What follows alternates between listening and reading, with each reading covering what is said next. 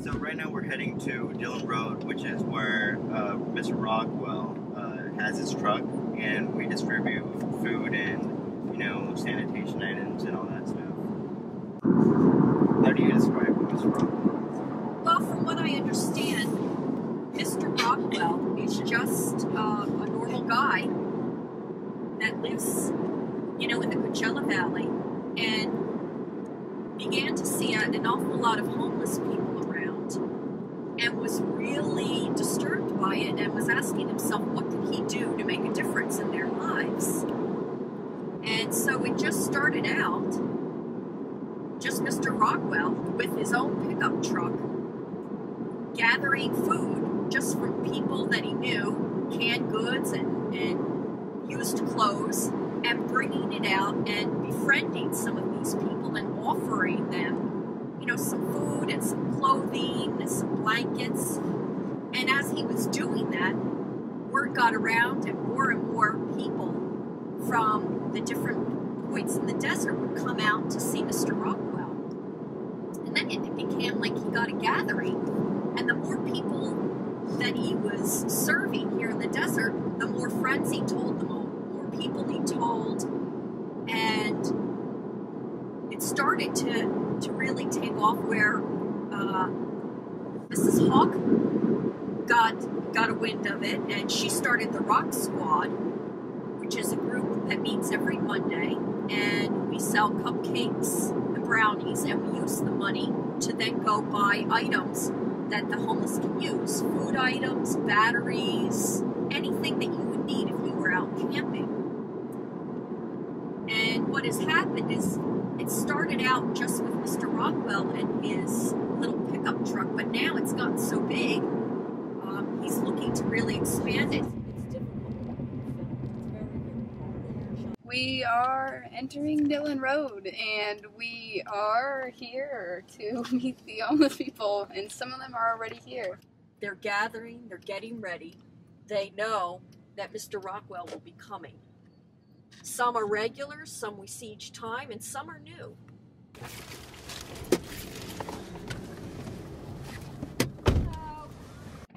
What we have here is just a sample of some of the things that we bring. We've got some canned goods.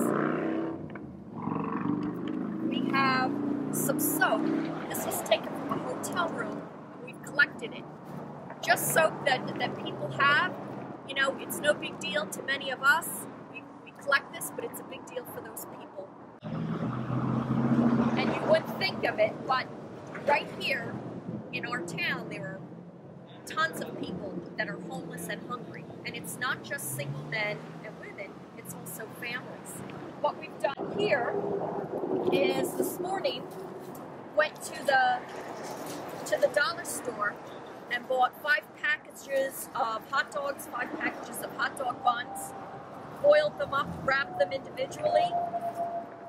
We also got some cookies, packaged these up, and we also got, along with all of that, just some mustard and ketchup. When we're done, the homeless are also going to take this.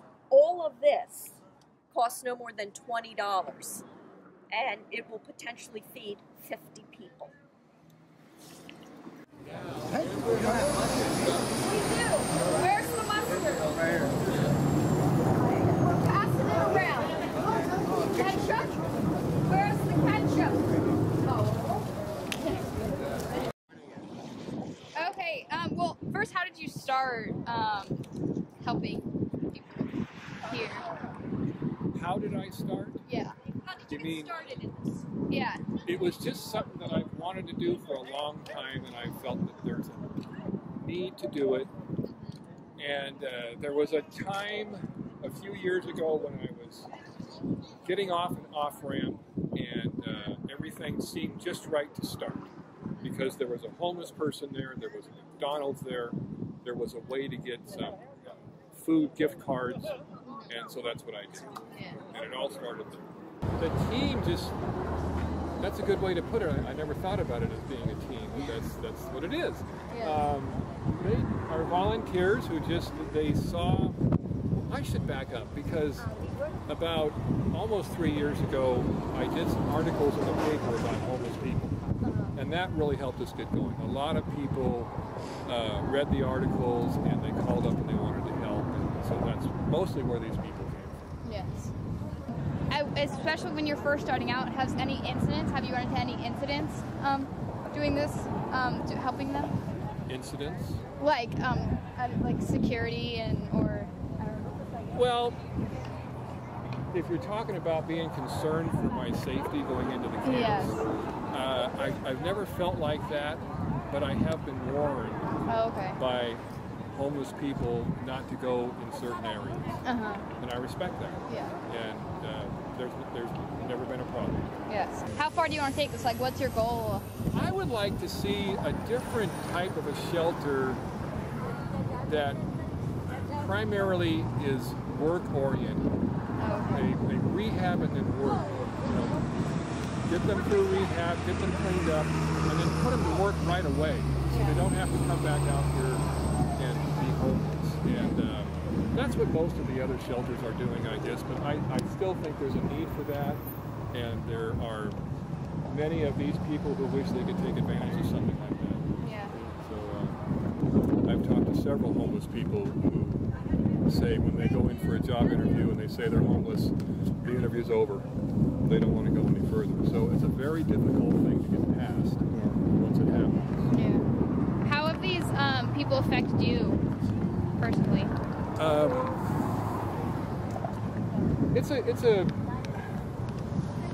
It's something that I'm really glad I did. I'm really glad I did. I enjoy doing it. It's the thing that I like to do the most. I look forward to Sundays more than anything. Yeah. It's the best thing. You might want it. The guy with the two doctors in the giving Dr. Bravo and What's your name, honey? Mike. Mike. I've seen you here before, Mike. Did you grow up here in the area? My whole life. Where'd you go to high school? The Keita High School. Did you really? Okay. Graduated 4.0 at least. That's all right, I guess. Yeah, the Keita High School wasn't too bad. It was fun actually. Yeah.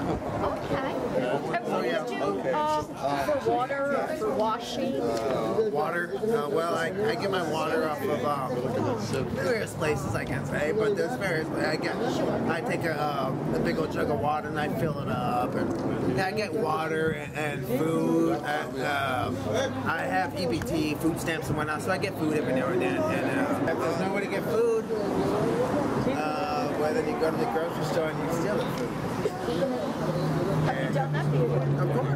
Of course. I mean, that's only on desperate measures. It's coming to desperate measures. It's coming to.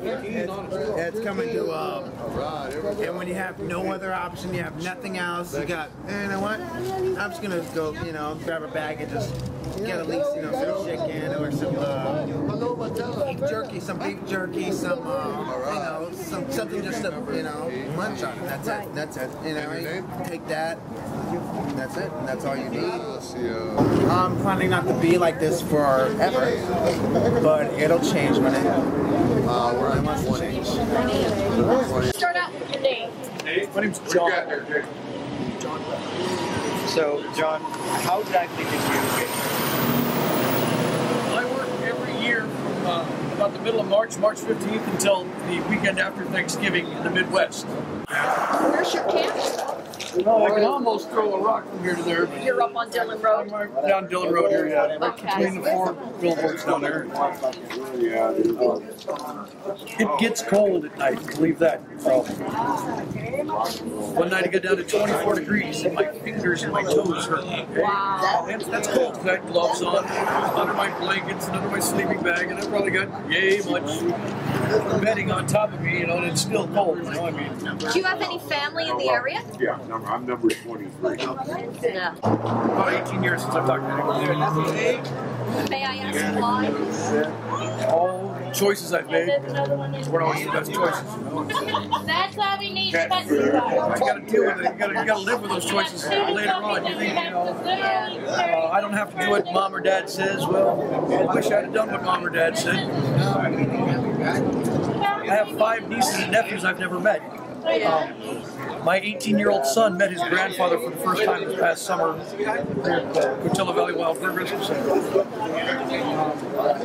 He was 17 years old. He's turned 18 since then. It's the only time he's ever met his grandfather. That's my fault. And I got to deal with that every day. Just remember that the choices you make now are going to influence the rest of your life. I thought I was too cool for school, but I knew all the answers already. I was gifted, and it was Easy for you. it was more than easy. It was a joke. Okay, but it's no joke now because, well, I have a felony record, and being a felon, it's hard to get a job. You know, I mean, getting a job that is respectable in society's eyes. You know, it's how you deal with the things that happen, as to whether you're going to succeed or not. And an old man told me a long time ago, to be a success in life, find something you enjoy doing every single day, and figure out a way to make them pay you for it. Well, thank you so much for talking with us. We so appreciate your honesty and your openness. That's the only way to be is honest, because you know what? It's hard to remember the lies. Yeah. Well, thank you. You're welcome. It's my pleasure. Marcy, I'm sorry. Okay. And what brought you out here, Marcy? Well, that's a long story. I was raped in Phoenix and brought up here and for my protection, and dumped off at Martha's Village and I'm homeless ever since. I have no criminal history. I've never been in jail. I'm an animal trainer by trade. My father was one of the top 10 dog trainers in the world. Wow. My problem is I'm computer illiterate. I will eat at the Mission or at Martha's Village or one of those places, but I'll never ever stay in any of them again. Why is that? Because after 4 years of giving them all try, okay, none of them gave me the help that I really needed. A job. Yeah, you want a job. Okay? Yeah. A job. Not drug classes. I'm not a drug addict. Okay? Or an alcoholic. I was raped. Okay? It wasn't my fault. I don't even know who these guys were. Alright? But the long story short, to them, all these stupid little classes and things, they get paid $7.50 for each meal that people take, $2.50 for every shower somebody takes in, and $1,500 when you walk into that door, you sign a piece of paper and become one of their residents. Do you have family, Marcy? Yeah, but I don't want to go into that right now here. All right, yeah. Well, thank you so much I lost for my parents sharing. 20 years ago. Oh, I'm sorry. Yeah, my kids are basically grown and gone. Oh, I'm sorry. Yeah. Thank you so much for sharing your story with us and being, so open. Yeah. Well, the worst part about this is to be discriminated by business owners and managers. They will not hire you because you're considered homeless. You've run into that a lot? A lot. Okay.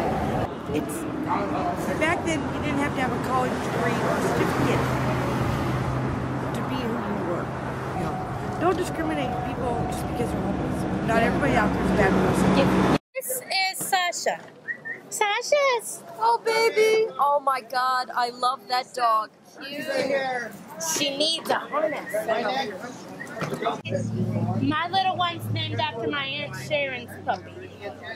Now, where did you guys get these dogs? They were stolen, and when the owners found out that we retrieved them and they found out what I was, I'm a veterinarian for the ASPCA and the Humane Society. So I've taken care of quite a few animals in my life. Now, are you worried about, you got enough dog food? No, we don't have enough dogs. Do you want us to take the dogs to the shelter? Well, no. They're going to be in our names, and you want to keep them? Yeah. Oh, grew up in the area? I grew up in Louisiana. I went to Las Vegas. Okay. Not a very good idea because I found another abusive guy there. Oh dear. Yeah, he's gone. Let's just leave me in there. Would you mind if we ask you a few questions? I got a lot to say, huh? She sure does, this girl. I love this girl. Hey, Dorothy, show off some of your soaps. You got some of those? Yeah, I do. This is okay. That's Joseph holding the baby, and there's Mary in the back. Oh, wow. And then she's like kneeling down. He's like kneeling down. He's got the baby like in his arms. He's giving him a kiss. It looks like him getting kind of like a kiss. This is one of the wise men right here. It's like his shoulder, his elbow, his arms up like that. He's holding a gift in his hand, and then the other wise man, he's holding a gift in his hand. And well, there was going to be another wise man back here with the donkey.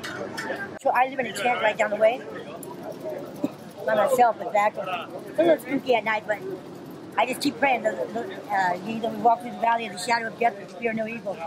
For thou art with us, the rod and the staff they comfort us. I love that part. You prepare a table before us in the presence of our enemies. You anoint our head with oil, and our cup shall runneth over. Surely goodness and mercy shall follow us all the days of our life, and we shall dwell in the house of the Lord forever. I just love that part. You know what I mean? Mm-hmm. I'm David. David, where did you grow up? All over the country, pretty much. I was in Florida for a while, and down the East Coast. I've been out here about 10 years. Where are your parents? My parents are in Orange County, on the coast. Oh. I actually went to College of the Desert a couple of years ago and did real well. And went to Humboldt State University. Great.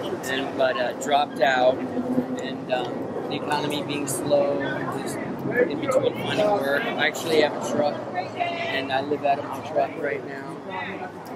Waiting for something to open up with the job-wise. Is it hard to find a job? It is right now. I mean, I get plenty of work here and there, but to find something stable. Stable. Okay. All right. And you've been out living out of your truck for how long, did you say? About a year. About a year. Why did you drop out of university? I did so well at College of the Desert. I mean, I had like a 3.8 average. Wow. And people had big hopes for me, big plans. And I don't know what it was about the move. I just kind of lost it. I got a drug problem too. Do you still have the drug problem? On and on. Yeah. Is there any services around to get some help with that? There is. The methadone clinics are what we're interested. You know what? I contracted hepatitis C. Needles. Some cities have needle exchange programs where you can go in and get clean needles. But around here, it's especially hard. Like, they passed a law where you were supposed to be able to buy them, and they refused. I remember some of these stores refused me. And then I went to college, and that's where they tested me, and I found that I had that. That was one of the reasons I dropped out, too. If there's anything that anybody can do right now to help you, what would it be? I could use some work, I guess. That's about it, yeah. Good job. Yeah, I'm doing pretty well other than that. I get plenty of leads and stuff. Well, I would have to think about that. Yeah, but you guys sure helped me a lot here today. Well, thanks. We appreciate it. Good luck. Good luck. I'm a Valentine's kid. Well, I been helping Chris for about 9 months. I was on the streets. He came around and helped me, just by being kind. So I got off the streets, moved in with my sister, and I was still drinking. So I'm in a recovery program now. Is that what got you homeless in the first place? Yes. Yes, that and pride. I lost my job, then I lost my car, and then I lost my apartment, and I was too proud to move in with my family and decided to do it on my own, which brought me out here. What was that like being out here? Oh, it was pretty tough. I was sophomore. These are all people that I know very well, and I was out there, and then Chris would come along and help me out. So. And when I got better, I decided to come and help also. Now, for women, it's in numbers. Yeah. If you're going to be out here by yourself and you're a woman, they try to stick together. So because if you learn, it's really not safe. It's very dangerous. Yeah, and even if you have someone that is a protector, you still have to be very careful. Theft is rampant. And this is one of the things I love about what Chris is doing. He's giving us the items that they no longer need to steal. Yeah. because people would go through your camps and take everything that you had. And so there's nothing that he doesn't have that you don't need. So theft is really down there. So, you know, that's a... Yeah, that's very good. You know, if you're given what you need, then there's no reason to steal. Yeah. You ask him for anything, he'll put it on his list and he'll give it to you. If it's a tent and you have to wait in line, then you just wait in line, but he will provide. And that's all through donations. Without these donations, I don't know what we would do. So, you know, and you guys, your school is having everybody out here. It gives these people strength. Yeah. It does. I know it does for me. And you know, whether or not they see it, they feel it. You know they feel it.